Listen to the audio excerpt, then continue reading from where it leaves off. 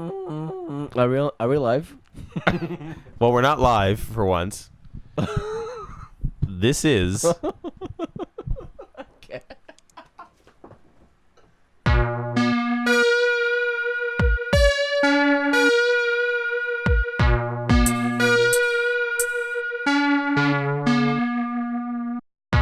I'm Chris, And I'm Cy. and welcome to the ThinkFast Nerdcast nerd portion. Episode 8,004,006,900. 0.6. And for those of us in the Spanish market, episode 2. So, movies, Oh, they have come out. yes. We have seen them. a lot of them. Deadpool. 2. Dos. Oh, that was a movie, mate. That. Before that, we saw Infinity War. Yes. I think you were there. We saw it together. Yes, we did. Okay. So what'd you think? Why Spider-Man die? Okay, hold on. Whoa.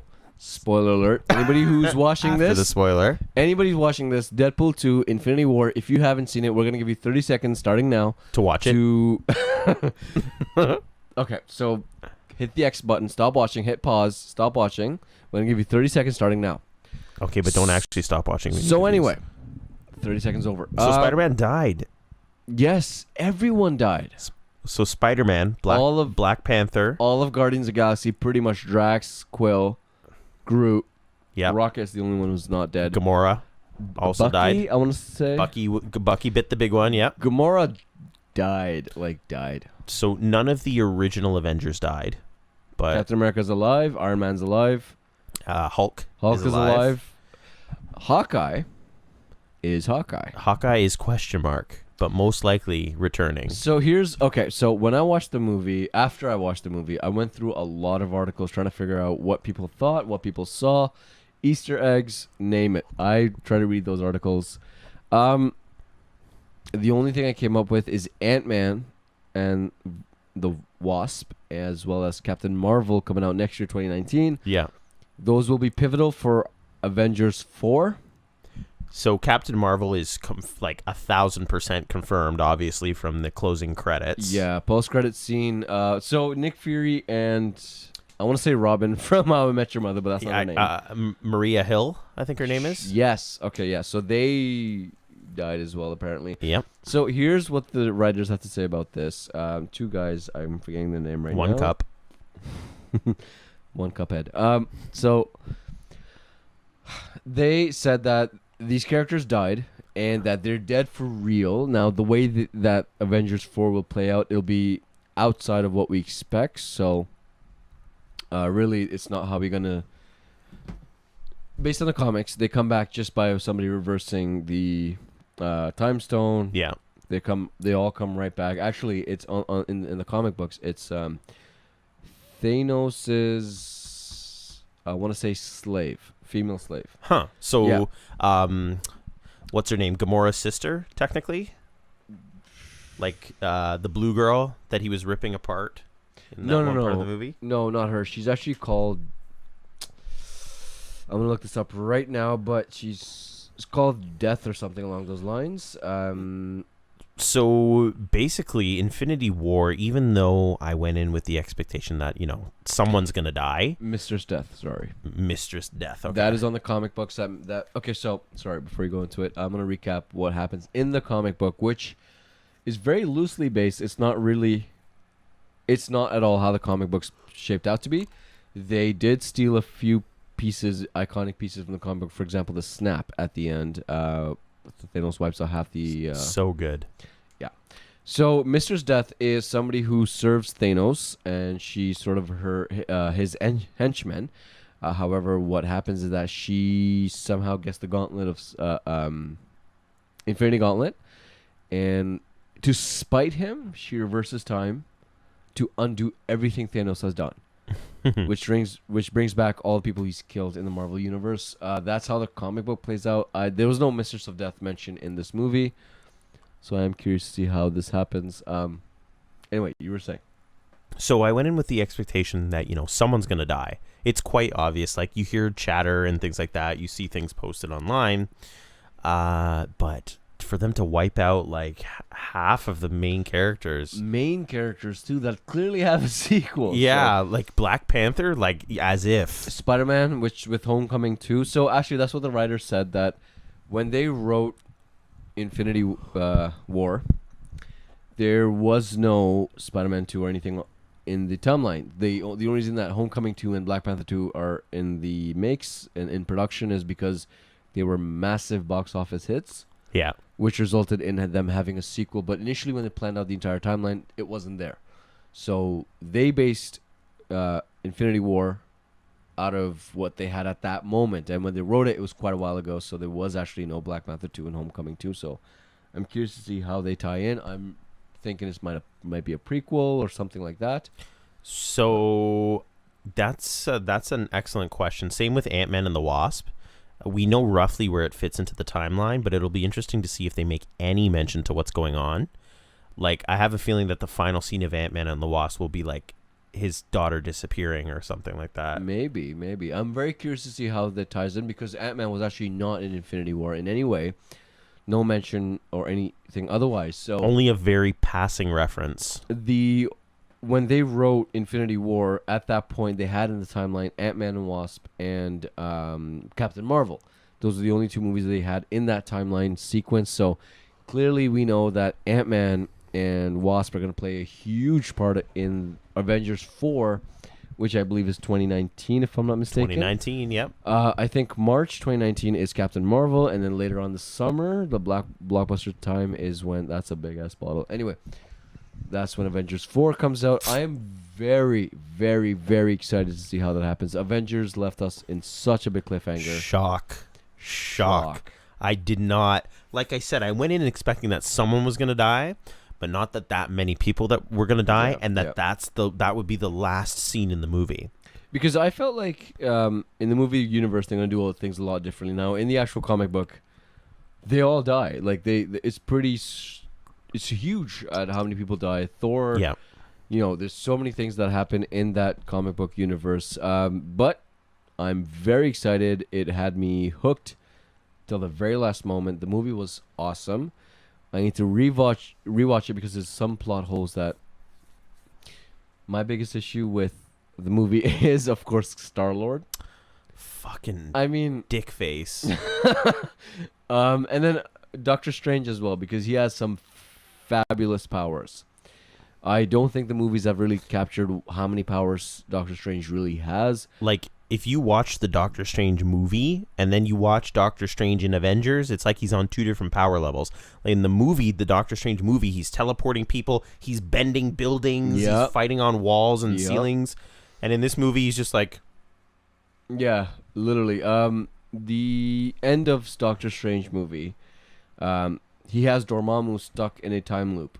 And that was critical because I feel like he could have stuck Thanos in a time loop until they got the actual gauntlet out. So I am a little bit frustrated. I know that the whole movie built this whole premise of how he meditated and he saw so many possibilities, like 14 million possibilities. And only one possibility where they win. So this is the possibility that they win. However, I feel like he could have done something different. He can even make a portal and then close that portal and then cut off, whatever's passing through that portal. So he could have actually done a portal where his arm goes through, cuts...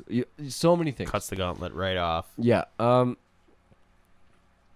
So it was a really crazy introduction for Thanos because he's been teased in a lot of the earlier movies. Like the first Avengers movie, when the Chitauri, or whatever they're called, came through the portal, those worm things, to attack New York... He was just lightly teased at the very end of the movie. Like, I think he just, turns to the camera and smiles. Same thing with Guardians of the Galaxy where, I forget his name, but in Guardians of the Galaxy 1, where they're facing off that dude, he is working for Thanos. Ronan the Accuser. Ronan, good. One of us was paying attention. So Ronan is there, and he is working for Thanos, so there's an appearance there. One of the cool things I liked... Now, Hulk was also a massive piss-off for me, just because he wouldn't... Man. Honestly, that's so weird. But the scene where Hulk crashes through to Earth? Doctor Strange and Wong's, where they live, and he sort of warns them about what's going to happen. That is replicated from the comic book, except the hero is Silver Surfer, who actually crashes through into the building of Doctor Strange's mansion, and then he warns them. So that was pretty cool, that the way that they sort of did that, but substituted the character. Yeah, because Silver Surfer's still owned by Sony. Yeah, because they were used in the Fantastic Four movie. Which is a huge part. I really want to see how they would have implemented Silver Surfer as well as the X-Men. I really wish they had all the cards in their hands. They don't. So now that Disney is buying Sony, or Sony, like something to do with, or Disney's buying Fox, or I don't know what the deal is. One of those things. Now the X-Men are able to come in to the Marvel universe, but I doubt that'll happen anytime until like Phase 4 or Phase 5. Because that's been my huge gripe. If you've seen our previous episodes, you would have seen that I've mentioned that I really wanted to see X-Men in the Avengers timeline, because they are a critical part of it, from Civil War all the way down to this part here in the Infinity War. Yeah. But it was all in all a great movie. It had us on the edge of our seats. We were laughing, and we were so upset with the way they turned out.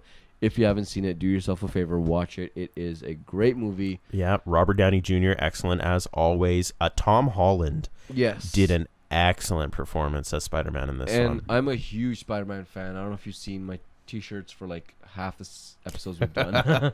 But I've always worn a Spider-Man T-shirt. He's a huge... he is my favorite Marvel character in the world. Yeah. He had the Iron Spider, which was really cool. He had the... So, okay. Nitpicking time. I love the Iron Spider costume in the comics, the gold and red. He didn't have it this time around, and he only used 6 of his spider arms that come out as like the robotic arms that come out of his back. They are huge in the way that it played out in the comic books. They weren't as prevalent or dominant in this time around, but however, it's still cool to see how they did integrate it. It did pop out where he did have his tentacles used. But I like the way they've done all the character remodeling. Captain America and his overall beard look. The dark costume. Black costume. That is kind of reminiscent of what changes he went through in the comic book. There is one where he actually changes his costume completely in the comic book. He goes by a different name. I'm forgetting what it is now, but it's sort of all black with a cape. It's something like it's something weird. Nomad. Yeah, I was gonna say wanderer, hobo, something like that. Wanderer, hobo. But he goes by Nomad. It's sort of a tribute there, but so he actually died at the end of Civil War in the comics. Captain America. Yeah, so he was actually shot at the end of Civil War. And that's when he died. He came back to life later on, but because obviously the timeline of the movies is completely different than the timeline of the comics. Because in the timeline of the comics, the Infinity War takes place like way before Civil War, way before. Really? Yeah. Infinity War was like it came first ages ago. Yeah, Infinity War was like in the 90s, in the age of comic books. I'm like almost 90% positive, but I'm just gonna fact check that right now. It's not much of a podcast if we don't fact check our own statements. Yeah, because I mean, I was to be honest, I was a lot more into DC as a kid than Marvel. But that obviously changed. 1992, yeah, and Civil War was like 2006. I'm pretty sure. Civil War was really recent. 2006. Yeah, see, yeah. I thought so. So Infinity War came way before Civil War. I'm pretty sure Ultron came after that as well. So they're kind of working backwards. Ultron, first appearance. Oh, no. 1968. 1968. Never mind. Ultron predates all of it.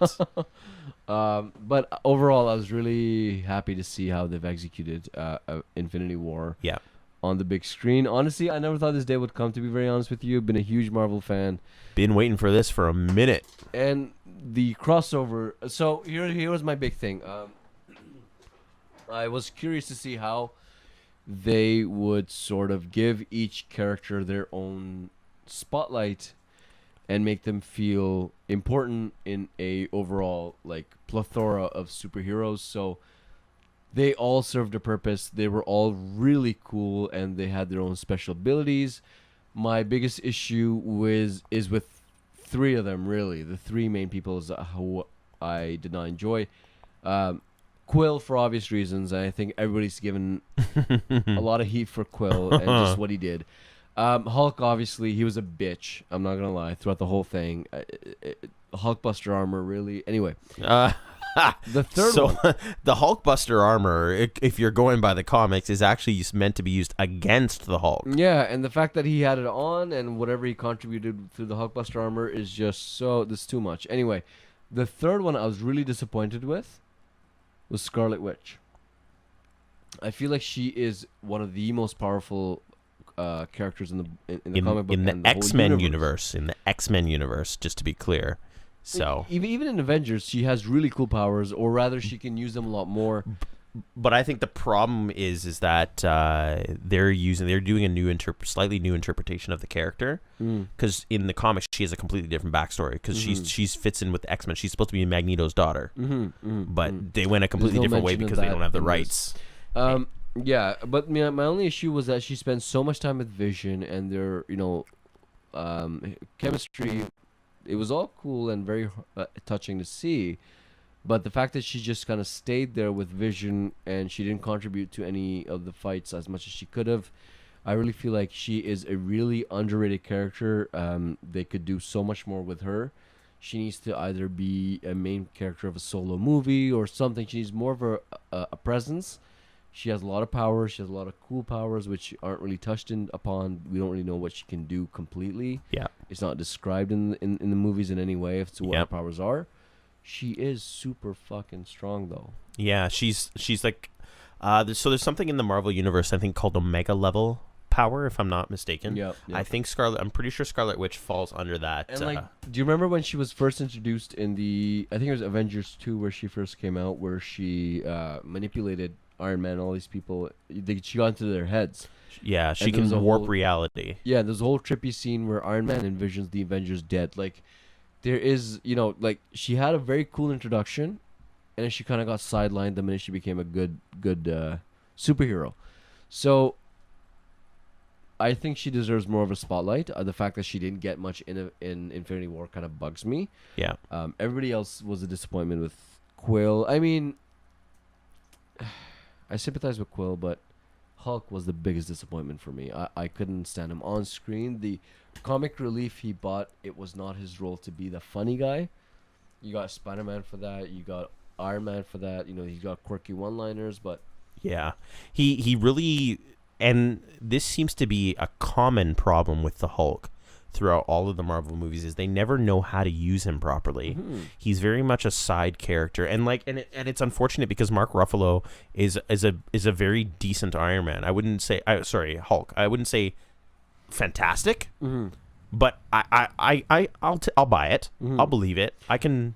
I mean, his presence in Thor Ragnarok was really strong. I liked that. Yeah, and he was very prominent in that movie. I like how in the first Avengers they said when they're fighting Loki, they said, and we have the Hulk.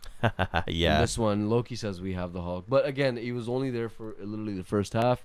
After that, he's gone. He's struggling to come back as a Hulk, which I really don't think is something that needed that much spotlight. But anyway. So if you look at the little grid here that they have for Scarlet Witch, you can see energy is way up at 7 being the maximum. So way up Omega tier level. So just for kicks, let's and this is actually the Marvel official website. So let's take a look and see what Professor X is at. Because he's a major. So see, he's way up to 7 as well. Him and Scarlet Witch are on the same level, energy wise. Check out Jean Grey actually for me as well. Gambit's up to 5. Jean Grey. She should be a 7. Oh, okay. Oh, well, this is her Phoenix form.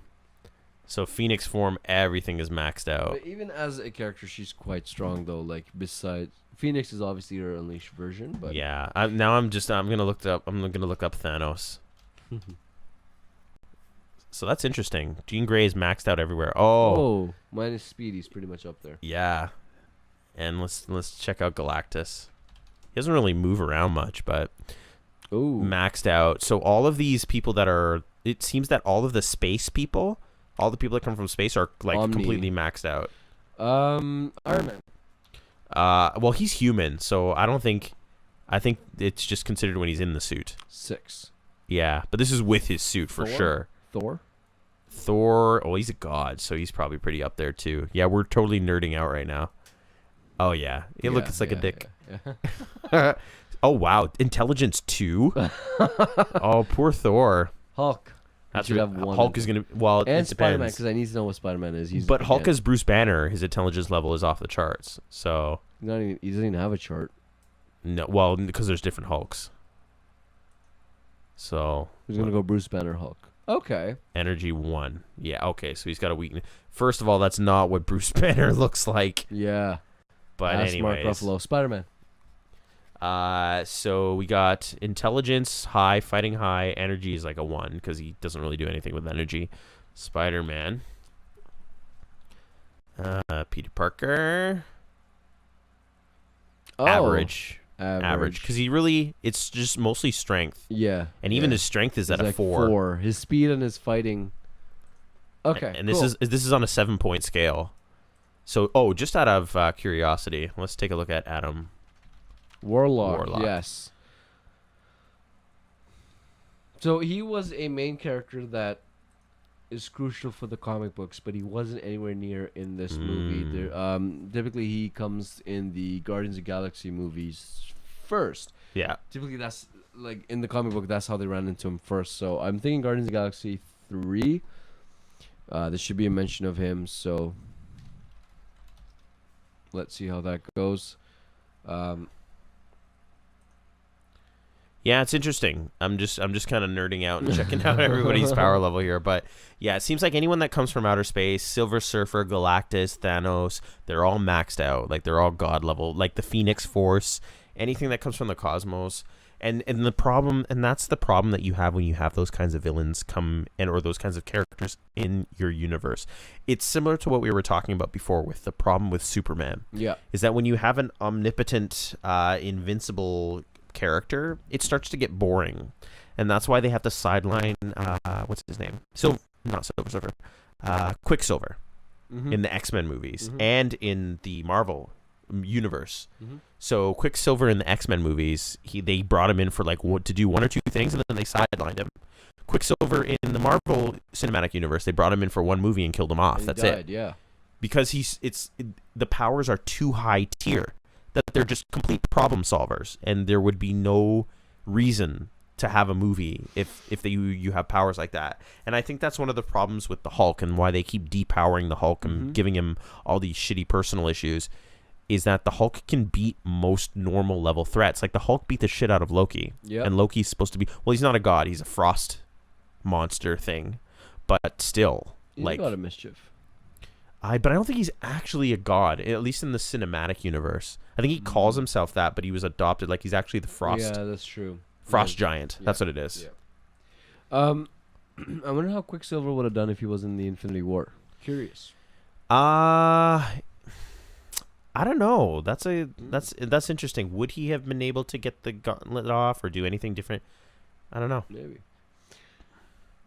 But just to sort of recap, Black Panther dies, Spider-Man dies, pretty much all the Guardians of the Galaxy died. Bucky died. Bucky, the Winter Soldier. And Bucky is actually contributing to a lot in Captain America universe. You know, when Captain America, I think he steps down or whatever, he's taken out. That's when he died. Yeah. Yeah, so Bucky takes took over as Captain America. So, you know, there's a lot that Avengers 4 is building up towards, and I'm really excited to see how they sort of put it all together. I want to know, my main thing now is to see where Homecoming falls, where Black Panther falls, where Ant-Man specifically falls, because I really want to know why Ant-Man was not in the Infinity War, because at least Hank Pym, maybe, you know, like he's a critical part of the Avengers, and so let's, you know, it's all up in the air.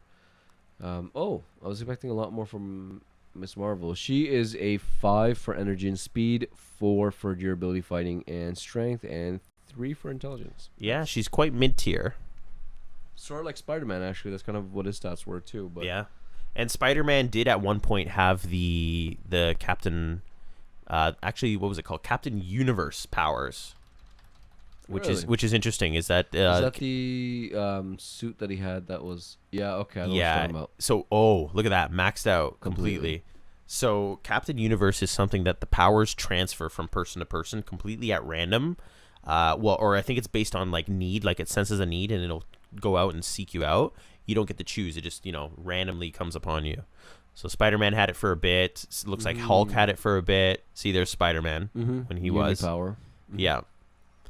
So what happened was that Loki, this is in the comics, Loki was doing up to his shit, and he fused 3 different Sentinels, those big killer robots from the X-Men. He fused 3 of them into one massive one called the Tri-Sentinel. Okay. I remember that. I don't even know if this will fall under there. No, it won't. But let's look it up. So Tri-Sentinel. Yep, that's the one. Where's images? Yep. So this is what it looks like. See, it's got like a face here, 6 a face arms. here, face on the other side, 6 arms. It's literally 3 Sentinels fused together. And Like literally. yeah.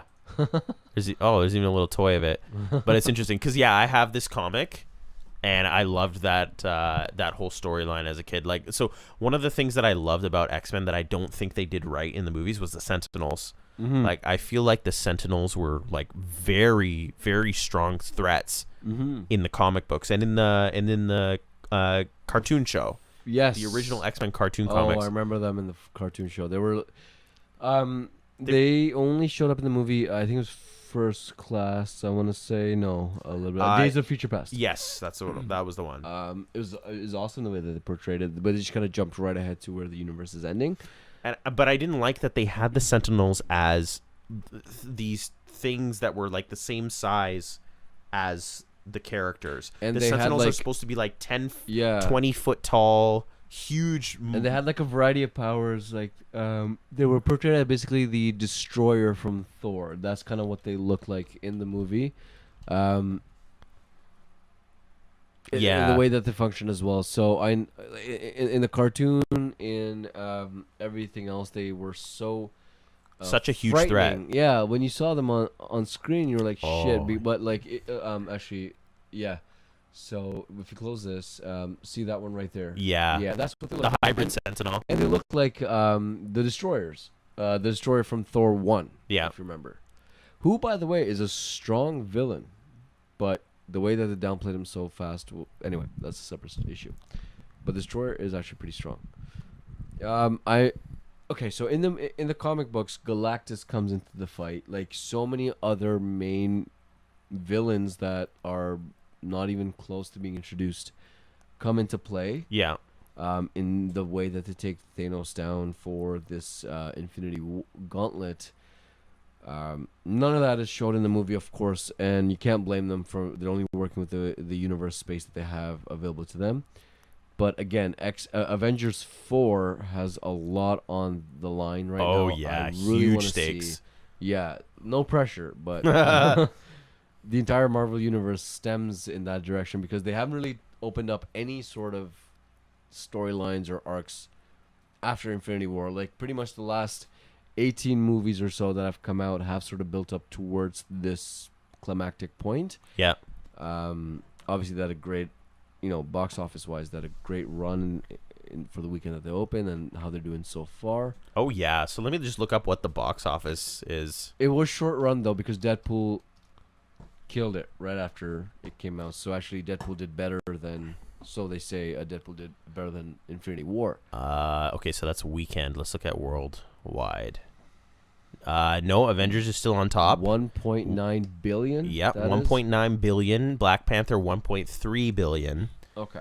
I don't even know what movie this is. Like the weekend that it came out, Deadpool did. Oh, it's an Asian movie. Oh. But yeah, the weekend estimates. So wow, Solo is actually number 1. But Deadpool 2 at 42 million. Avengers at 16 million. Still better than any movie that's come out to date. So it's amazing how Marvel has these sort of top 2 positions in the box office. They're just shitting money literally everywhere. I feel like with the budget they have, they should be able to buy out X-Men by now. They really should. They owe it to the fans. Not that they make a difference in the plea that we make, but I'm really hoping. It's crazy, man, the amount of money that these things make. Like, I'm just going to pop open Infinity War for a second here. So domestic, $621 million. And foreign so most of it's coming from foreign, actually. Yeah. So foreign, $1.2 billion. And domestic is about 33% rounding up. Domestic, we mean America, I would believe. Yeah, I think it's only U.S. I don't even think it counts Canada. So No. I think it considers Canada to be foreign as well. Yeah. But either way, massive amounts of money put into this, which actually, I think we're good on Infinity War. Deadpool 2 is the other major Deadpool 2 is creeping up there. Let's see what they're... So 207 million. So double the budget. They made double the budget so far. And this is just domestic. It's almost split right down the middle with 207 million and then 279 foreign. So half a billion. Yeah. And although Deadpool just came out recently as well, about a week ago from when we're making this episode, Deadpool 2. Let's talk about Deadpool 2. Yeah. So Infinity War, we talked about it. Shocking conclusion. Can't wait to see it. Deadpool 2. So, my personal opinion of Deadpool 2, I loved it for what it was. Me too. I don't think it was better than the first. I think it was equal to the first. So there's a lot of people saying that the first was better. I don't necessarily agree with them. No. But here's where I'm understanding that they're coming from. So one major thing with Marvel, that when Deadpool 1 came out, the impact of Deadpool was huge, because at that point... There was the first R-rated superhero movie. Not to mention the humor that they use really outshined the action or the superhero element of it. So after that, I believe Ant-Man came out. Yeah, because keep in mind, this is a movie that was put out by Disney. Yeah.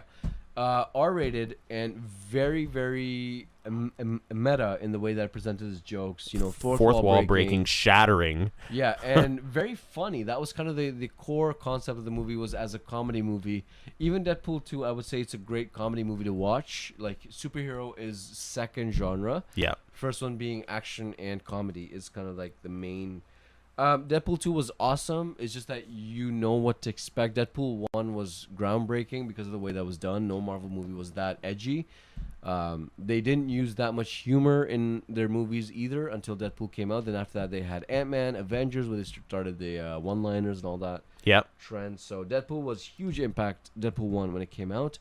Deadpool 2, equally entertaining. I was invested in the whole movie. It was hilarious. Yep. But I just, it's the impact that Deadpool 1 make, which I think a lot of people are wanking around here, mate. So Deadpool 2 definitely left a bigger impact than Deadpool 1 left a bigger impact than Deadpool 2. Yeah, and for me, they were equal. I don't think one was better than the other. If anything, maybe the first just by a hair better. But I think they both stand well on their own right. Yeah. I think adding Domino into the mix was fantastic. Yeah. It really sucks what happened to TJ Miller, like in his personal life, which means that we won't be seeing any more of him in the Deadpool universe. TJ Miller plays the bartender in the movie in Deadpool.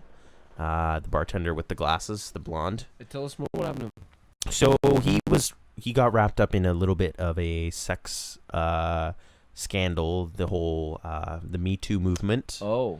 He had some people come out and speak against him back in some things that he did back in the day. Allegedly, of course. He hasn't been taken to trial or anything like that, so it's all, at this point, just claims.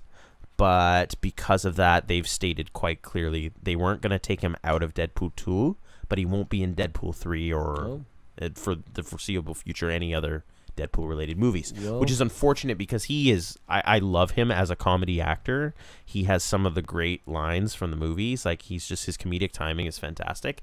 So, it's unfortunate, but, I mean, I'm sure the show must go on. Other than that... I mean, unless he's actually done those things, Yeah, I mean, and that's the thing. Like, I separate the art from the artist, so I don't agree at all. If any of the things that he did are true, I don't agree at all. I don't excuse it. I don't condone it. I'm not belittling it or anything. But regardless of what he's done outside of movies, he's a very talented person theatrically, and I can't take that away from him. He might be a horrible person. I don't know. He might be a sex offender. Yeah, but he's hilarious in movies. So the problem with Deadpool 2 for me versus Deadpool 1 was that Deadpool 2 did not have a clear villain. So you think the villain is initially Cable. It's not. Then you think the villain is initially the Fire Fist, whatever. Oh, I hated that kid. It's not. And then Juggernaut kind of shows up. And to be fair, I much prefer this version of Juggernaut than the one that showed up in X-Men 3. The Vinnie Jones, I'm the Juggernaut, bitch. Yeah. It was terrible. But this one I can actually get behind. It was actually Ryan Reynolds doing the voice for him, which was interesting. But and at the very end of Deadpool, you can see him climbing back out of the pool. So hopefully they'll bring him back in later movies, because he was mentioning that his brother's in a wheelchair. So they're sticking to the comic storyline of him being Charles Xavier's brother or half brother. Yep. So that's fantastic. That'll be interesting to see where that goes. Now, they did sort of bring in X-Men into this, so it's kind of good to see them sort of doing... Yes. Involving the X-Men in some way. It Colossus. was a cameo. It was hilarious. But So we have Colossus, of course, Negasonic Teenage Warhead, which not a lot of people know about. They brought Shatterstar in, which was interesting. And they mentioned Mojo World, which of all the fucking places to mention, that is a real ass pull. Like, Mojo World is one of those places where most people are probably introduced to it is through the X-Men cartoon as a kid. Mojo World is a place run by this big fat blob creature named Mojo, who basically has this world where he televises like Hunger Games type stuff with mutants killing each other. And usually it's someone named Longshot that comes from that area, but yeah, whatever. Anyways, it was a really interesting reference to throw out there. But back to the villain problem with Deadpool 2, there was no clear villain. It turns out the real villain was the headmaster of the Essex House. Yeah. And Essex House, in this case, is actually supposed to be affiliated with Mr. Sinister from the comics. So the Essex Corporation. Who made a short, well, very, very brief post-credit intro. So they've always mentioned Essex Corporation in just passing. It's not something major, but I'm waiting for the day that they sort of... I think it was Logan. No, one of the Wolverine movies. It was X-Men. What came? Apocalypse. Apocalypse. Yeah. Or was it Apocalypse or Days of Future Past? No, I think it was Apocalypse. It was the most recent one. No, it was Days of Future Past. Okay. I know that because they went because they went back in time. They were back in the 80s setting or 90s setting when Wolverine was still in Weapon X, and they had him locked in this cage. And Jean Grey went to the cage and like put her hand on it and was like, "Oh, I sense like something inside." So she opened up the cage. Wolverine came out and was like, "Rah!" and ran off. And then at the end of that movie, they had the Essex Corporation take his blood sample, which led into Logan. Yeah, and that's how they were able to clone Logan into X-23, the kid from Logan. But Mr. Sinister is a huge plotline for the X-Men. I really want to see how that comes into fruition. Again, this is something being hinted at. So it's interesting again, Mr. Sinister. So we'll touch a bit on the New Mutants, that movie that was supposed to come out April of 2017, but got pushed back another full year. So we talked about it a little bit on one of our earlier podcasts because we were really psyched to see it. It was an X-Men horror movie, and it got pushed back because when they released, so initially the movie was not generally geared towards horror. It was a thriller with horror elements. But once they released the trailer where it looked like a horror movie and it got such a positive reaction, they sent them back into reshoots to make it more horror-like, because that's what the people were really going for. Now they're slated for release August 2nd, 2019. That brutal. Is a long time. So why I'm bringing that up is initially at the end of New Mutants, there was supposed to be a cameo by Mr. Sinister, the actual Mr. Sinister, and it was supposed to be played by John Hamm, but they cut that, and now it's going to be someone completely different for a completely different villain role. So we'll see whatever happens at that point. X-Men have a lot going for them. I think that they have a lot of potential. I just want to see them come out of Sony, to be honest. I think Sony's kind of had their fun with them. they should wrap it up and sort of give it back to Marvel to use in their movies. Again, there's so many things slated for the X-Men universe, whether it's and TV show wise, there's a lot of been Inhumans have made a TV show, and was it The Runaways? Yeah. One thing that I actually am watching right now is Legion. I'm still on season 1. I know season 2 is out, but I'm on season 1 still. I think they have a lot of potential. They're just not being used well. I think its licensing issue is going to be the death of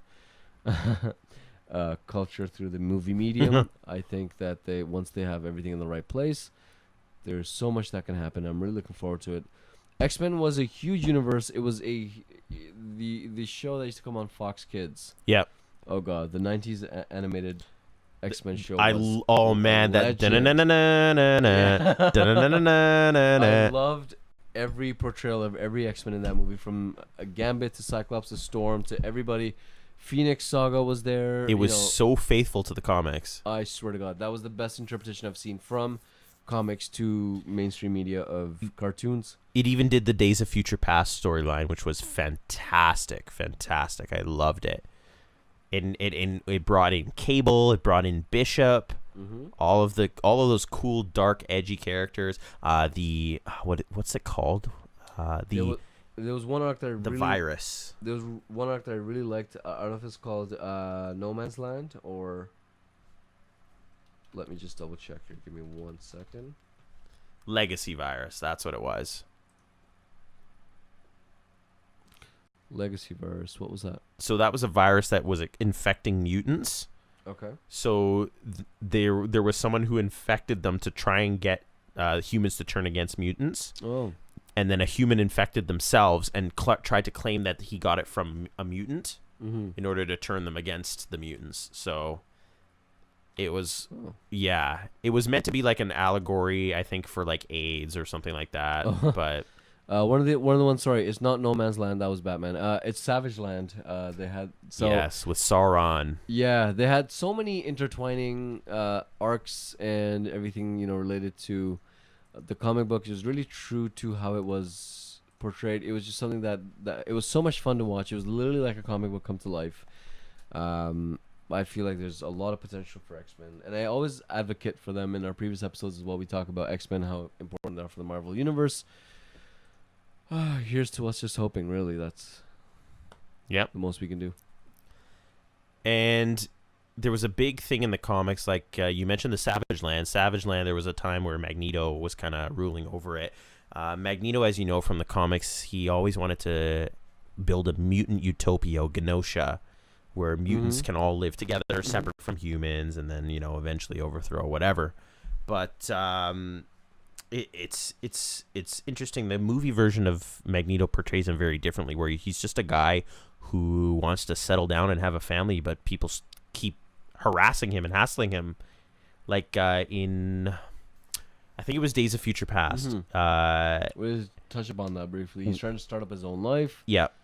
But he can't because they're onto him. And they show up and kill his whole family in front of him, and like the guy can't catch a break. And and I think at the end he actually tries to build his own Genosha, basically. But so I don't know about you, but I preferred the X-Men First Class version of Magneto over the original X-Men, the early 2000 X-Men movies with Ian McKellen versus Fassbender. Yes. Yeah. Yes. Yeah. I prefer the Fassbender version personally. Yeah. He's young. Yeah. He looked really cool as Magneto, but anyway. And it's unfortunate that we won't ever see another Hugh Jackman as Wolverine. But yeah, because Logan, he was the role. He was Wolverine. I don't think I'll have to wait and see, but I don't think anybody can really top that. But is there anything slated coming up for a Wolverine or X-Men or Logan? There's nothing for Wolverine at the moment. No plans that I'm aware of that have been announced. If anything, they'll still have to be looking for a Wolverine replacement really after. Big shoes. But yeah. Other than that, that's pretty much it. Logan was it for him. It reminds me of He did have some passing references in Deadpool as well. I think. Yep. Yeah, some meta And references I think the post credit as well, where he shoots himself in the from original X-Men Origins. Wolverine. Yeah, yeah, that was hilarious. Okay, so here's my issue with Deadpool 2. If I may be completely honest, any movie that is about a dream or something where they time travel back to make it all happen. Spoiler alert, by the way, if you haven't seen it. If you haven't seen it, why are you still watching this episode?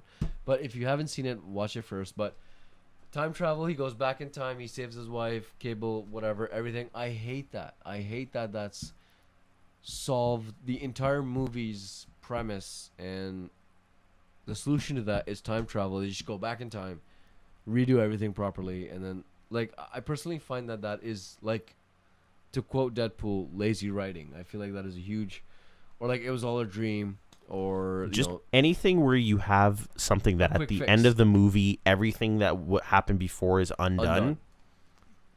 Yeah. So Negasonic is the one who, in the post credits, fixes the time traveling device. Like, it literally, I find that so funny because the Cable comes from the future. He has all this technology in the future, and Negasonic's able to tamper with it, and then help Deadpool, save his wife or girlfriend, kill Green Lantern, and all that stuff. So it's funny in the purpose that it serves, but honestly, I find that just so frustrating that it's just like a giant middle finger to your time. So it's funny because technically, if you walked out before the credits started, then that I've seen it. It's a different movie for you. Yeah, like that's how it stops. That's the end. Because the growth of the character when his girlfriend dies, the whole moment there where he sort of becomes more than, whatever he was before, and he starts to look at the kid and be like, it's an opportunity for me to be someone better. That kind of was a major driver in the movie, and the fact that he's able to go back in time and sort of reverse all of that. Like, the whole movie's trying to get past that wall to get to his girlfriend. Yeah. In the afterlife. He's trying to kill himself. And Your heart's not in the right place. Yep. So I thought the whole movie was awesome, until the part that they say that, we just undid everything with just a time traveling device. You're like, okay, true. So you could have easily skipped it and not really missed anything. But it was a great premise to set up Cable and Deadpool. Cable and Deadpool have been huge in the comic series. They've been, collaborating a lot. Friends, enemies, friends again, enemies again. Their on-off relationship is huge. I really want to see what that means for the rest of the Deadpool movies. Actually, at one point, Deadpool kills all the Avengers in the comic books. Yep.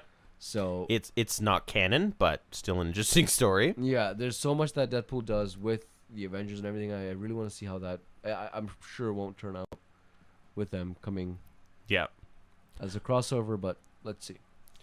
Deadpool kills the Marvel Universe. Yeah, and that's, I think, so the ending of that comic book is he kills the reader because they realize that it's very fourth wall breaking. It's just everything about that comic series is really funny. But we saw Avengers, we saw Deadpool. That's pretty much our year done. Yeah. These were the major blockbusters we were waiting for. The next ones that we are waiting for is Wasp and Ant-Man. Yep. I don't know if I'll get the opportunity to see it in theaters. I do want to see it in theaters, though, but probably won't. Anything you want to add to these two amazing blockbusters we saw? And it's a real shame because there was a Deadpool cartoon show in the works, being worked on by Donald Glover and some of his, I think it was his brother, that was helping him write it. But they said no go on that because they couldn't agree on certain storylines. Like, they wouldn't give them as much freedom in the cartoons show as they did for the movie. So it was kind of difficult to stay true to the character, which is fine because, I mean, if you're not going to do a faithful adaptation, then why bother at all, right? Mm-hmm. So bottom line, I think Infinity War, fantastic. Deadpool 2, fantastic. Marvel is just burying DC, and it's really unfortunate. Mm-hmm. I wish I could say the same about Justice League, but I really can't. If you had to choose one over the other, I would, of course, choose Infinity War, but what would you say? Yeah, absolutely. 100%. Marvel has been killing DC, like, almost from day one. I would say the only Marvel movie that I really enjoyed was Suicide Squad. Because DC movie? Yeah, sorry. Yeah, the only DC movie that I really enjoyed in the last little bit. I mean, X-Men, I'm just all over the place between both companies. It's crazy. Batman versus Superman. No. It was all over the place. The It was a only thing fun that really watch, stood but- out about that movie for me was Lex Luthor. But Isn't how bad he was. Jesse Eisen. just his over the top goofball performance. Mm-hmm. It was interesting to say the least. I didn't hate it, but I didn't love it. The one thing I liked about Batman vs Superman was how they showed the effects of Batman. It was very like how he was in the cartoons and stuff. Yeah. Like quickly jumping onto walls and. Yeah. The effects were well done. The story was garbage. Yeah. Martha. And it sucks because following up the amazing Nolan trilogy with this was very disappointing. Like Batman Begins, The Dark Knight Rises. Not to mention Justice League as well was a huge disappointment for me. I Yeah. enjoyed the movie for what it was, but when I dissected it after, so I have this bad habit of going home and just thinking all night about the movie and dissecting it in every way. Flash tripping on himself, just so much happening there. It's just, it wasn't fun. It ruined the experience of how noobish it was. And I thought Steppenwolf was a very shitty villain, to be honest. Like, they gave him no backstory whatsoever. Just a tiny little, like, maybe 3-minute clip just to kind of fill the readers in. But there's no world building. Like, the way that, Thanos has been teased through, like, 4 different movies in the Marvel Universe and talked about. Steppenwolf had no introduction whatsoever. He came and as quickly he went away. Yeah. There was like not even just a little tease at the end of Batman versus Superman when Lex Luthor was locked up in jail and he said he's coming. Like, But I thought that was a thing towards Darkseid. I thought it was Darkseid too, but apparently I don't know what happened with that. Maybe Darkseid's on the way later, but because Steppenwolf is supposed to work for Darkseid, Yeah. but it's just a whole. But fantastic movie season. It's interesting that they decided to drop Avengers kind of mid-year instead of in summer blockbuster time. But hey, man, it worked. I loved it. It's fantastic. I'm really excited to see Ant-Man because I want to follow the Marvel timeline in the universe. So I want to see what they have to offer with Ant-Man. And then it's not until next year with Captain Marvel coming out. But I'm still excited to see how this timeline and story progressions where each piece falls. Because I feel like they are very related. The writers themselves did say that they are very, very pivotal to the timeline. So I want to see what happens with Ant-Man.